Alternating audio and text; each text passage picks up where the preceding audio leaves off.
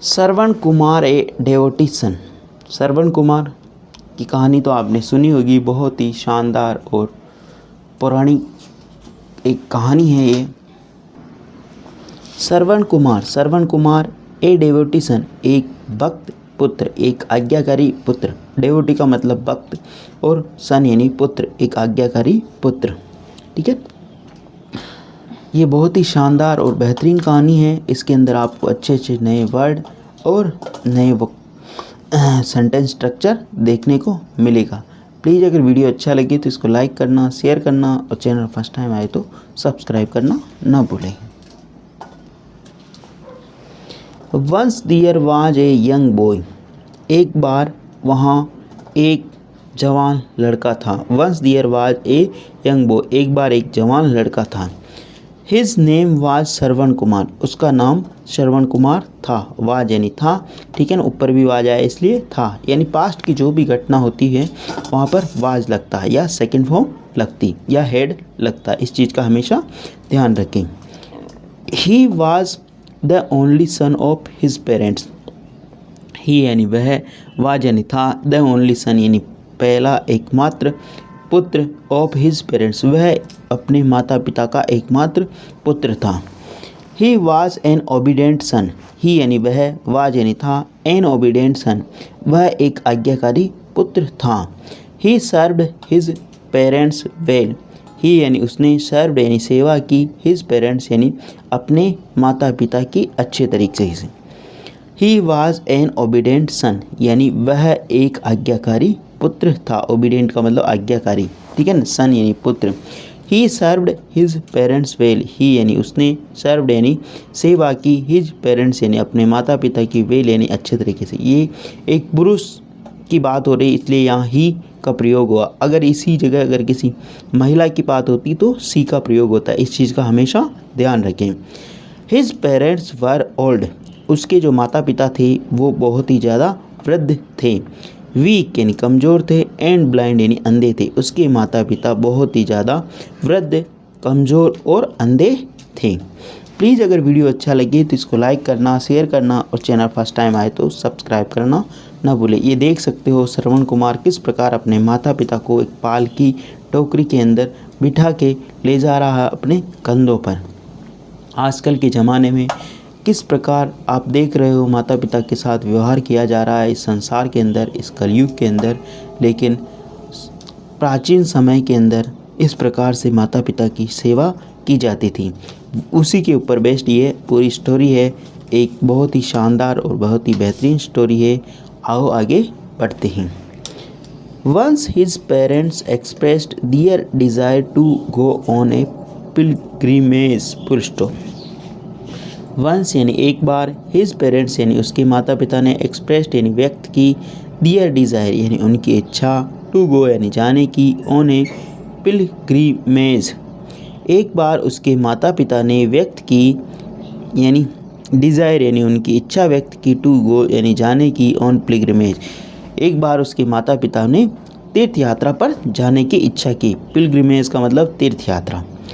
He decided to fulfil their desire, he यानी उसने, decide यानी निर्णय किया, टू फुलफिल यानी पूर्ण करने का, दियर डिज़ायर यानी उनकी इच्छा का, उसने उनकी इच्छा को पूर्ण करने का निर्णय किया। ही यानी उसने, डिसाइड यानी निर्णय किया, टू फुलफिल यानी पूर्ण करने का, दियर डिज़ायर यानी उनकी इच्छा का। He carried his parents on his shoulder, he यानी वह, कैरीड यानी ले गया, हिज पेरेंट्स यानी अपने माता पिता को, ऑन हिज सोल्जर यानी अपने कंधों पर, इन टू बकेट्स यानी दो, इन देख सकते हो आप टोकरियों के अंदर बाल, ठीक है ना, पालकियों के अंदर, टोकरी भी बोलते हैं, पालकी भी बोलते हैं। ही कैरीड उसने उठाया, ठीक है ना, ले गया, कैरी का मतलब ऐसा ले जाना होता है। हिज पेरेंट्स यानी अपने माता पिता को, ऑन हिज सोल्जर यानी अपने कंधों पर, इन टू बकेट्स यानी टू बास्केट्स बोल सकते हैं इसको, बास्केट्स यानी टोकरियों के अंदर पालकियों। दे वर वेरी हैप्पी, वो बहुत ही ज़्यादा आनंदित थे, खुश थे। ठीक है, प्लीज़ अगर वीडियो अच्छा लगे तो इसको लाइक करना, शेयर करना और चैनल फर्स्ट टाइम आए तो सब्सक्राइब करना ना भूलें।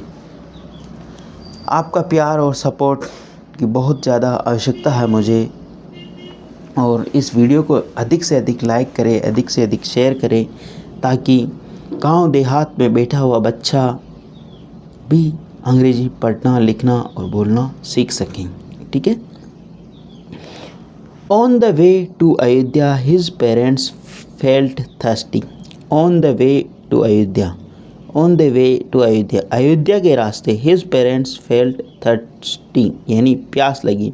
अयोध्या के रास्ते उसके माता पिता को प्यास लगी। फेल्ट थर्स्टी यानी महसूस हुई, थर्स्टी यानी प्यास।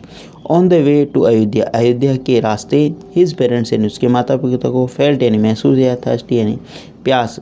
Shravan Kumar seated them in one place. Shravan Kumar ने सीटेड यानी बिठाया, देम यानी उनको, इन वन प्लेस यानी एक स्थान पर। ठीक है। जब दो व्यक्तियों की बात होती है देम यानी प्लूरल लगाते हैं, इस चीज़ का ध्यान रखें। श्रवण कुमार सीटेड, श्रवण कुमार ने बिठाया, देम यानी उनको, इन वन प्लेस यानी एक स्थान पर। Then he went to bring water, और तब ही यानी वह, वेंट यानी गया, टू ब्रिंग यानी लेने के लिए, वाटर यानी पानी, तब वह पानी लेने के लिए गया। King Dashrath was hunting deer at that time. King Dashrath, राजा दशरथ, वाज यानी था, हंटिंग यानी शिकार कर रहा था, राजा दशरथ वहाँ पर शिकार कर रहा था। डियर एट दैट टाइम, वहाँ पर उस समय। ठीक है ना। King Dashrath was hunting, king Dashrath वहाँ पर शिकार कर रहा था, एट दैट टाइम यानी उस समय। ठीक है। आगे बढ़ते हैं। प्लीज़ अगर वीडियो अच्छा लगे तो इसको लाइक करना, शेयर करना, और चैनल फर्स्ट टाइम आए तो सब्सक्राइब करना ना भूलें। ठीक है। He heard the sound of the pitcher full stop. He यानी उसने, किसने, राजा दशरथ के लिए आया, वह पुरुष है इसलिए ही आया यहाँ पे। ठीक है ना। अगर महिला होता तो शी आता। यहाँ पे इस चीज़ का हमेशा ध्यान रखें। जब एक बार इंट्रोडक्शन हो जाता है किसी व्यक्ति का तो वहाँ दोबारा वाले जो अगले वाले नेक्स्ट सेंटेंस के अंदर ही और सी का यूज़ करते हैं। इस चीज़ को हमेशा हमेशा ध्यान रखें। He heard a sound of picture, उसने एक घड़े की साउंड सुनी, उसने एक घड़े की आवाज़ सुनी।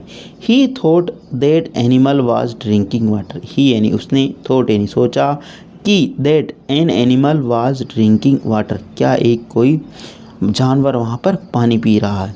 ही शूट एन एरो, ही यानी उसने छोड़ दिया या चला दिया, एन एरो यानी उसने एक तीर चला दिया। ही शूट एन एरो, उसने एक तीर चला दिया। द एरो स्ट्रक श्रवण, वह एरो यानी जो वह तीर है, स्ट्रक यानी लग गई, श्रवण कुमार को, वह जो तीर है उससे श्रवण कुमार बिंद गया या वह तीर उसको श्रवण कुमार को लग गई। आप इस फोटो के अंदर अच्छे से देख पाओगे कि श्रवण कुमार को ये तीर लग गया। ठीक है ना। स्ट्रक का मतलब लग जाना, बिंद जाना। ठीक है ना। ही क्राइड, वह चिल्लाया, ही यानी वह, क्राइड यानी कौन, श्रवण कुमार चिल्लाया। The king came to him, और राजा किसके लिए वहाँ पर आया, उसके लिए, श्रवण कुमार के लिए। The king came to him, और किंग राजा जो उसके पास आया। ठीक है ना। वर्ब की फास्ट यानी सेकंड फॉर्म है इसलिए पास्ट यू बोलेंगे इसको। ठीक है ना। ये चीज़ ध्यान रखें। अब देखना, ही शूट एन एरो, ये कौन से, ही किसके लिए आया, राजा के लिए। ही शूट एन एरो, उसने एक तीर छोड़ा। The arrow struck Shravan Kumar, वह जो तीर है वह लग गया किसको, श्रवण कुमार को। ही क्राइड, अब ये ही किसके लिए है, श्रवण कुमार के लिए। आपको समझना होगा, वह चिल्लाया। The king came to him, और राजा उसके पास आया। ठीक है। आगे बढ़ते हैं। Shravan Kumar asked the king to take the water to his thirsty parents. Shravan Kumar asked the king, Shravan Kumar ने आस्क्ड यानी कहा, किसको, राजा को, टू टेक यानी ले जाना, the water to his thirsty parents, Shravan Kumar ने कहा कि वह अपने माता पिता के लिए पानी ले जाएगा। हिज थर्स्टी पेरेंट्स यानी उसके प्यासे माता पिता को पानी पिलाएगा। ठीक है ना। श्रवण कुमार आस्क्ड, श्रवण कुमार ने कहा किसको, द किंग को, टू यानी ले जाने के लिए, द वाटर यानी पानी, टू किसको, हिज थर्स्टी पेरेंट्स यानी उसके प्यासे माता पिता। King Dashrath came to his parents, king Dashrath उसके माता पिता के पास आया। ठीक है ना। किंग दशरथ यानी जो राजा दशरथ है वो अपने माता पिता के पास आया। बट दे डिडंट यानी they did not drink the water, but they did not drink the water, परंतु उन्होंने पानी नहीं पिया। They did not drink water. They crossed the king and died, they crossed यानी उन्होंने किसको श्राप दिया, किसको, राजा को, और वो मर गए। उन्होंने राजा को श्राप दिया और वो मर गए। ठीक है। ऐसा कहा जाता है कि जिस प्रकार श्रवण कुमार के माता पिता उसके पुत्र के वियोग में मरे, उसी प्रकार राजा दशरथ को भी उनके पुत्र के वियोग में तड़प तड़प के मरना पड़ा। ठीक है ना। ये कहानी बहुत लंबी है, लेकिन शॉर्ट में यहाँ पर अपने को समझाया गया, बताया गया, और इसमें अच्छी अच्छी वोकेबलरी, सेंटेंस स्ट्रक्चर अपने को देखने को मिला। प्लीज़ अगर वीडियो अच्छा लगे तो इसको लाइक करना, शेयर करना, और चैनल फर्स्ट टाइम आए तो सब्सक्राइब करना ना भूले। धन्यवाद।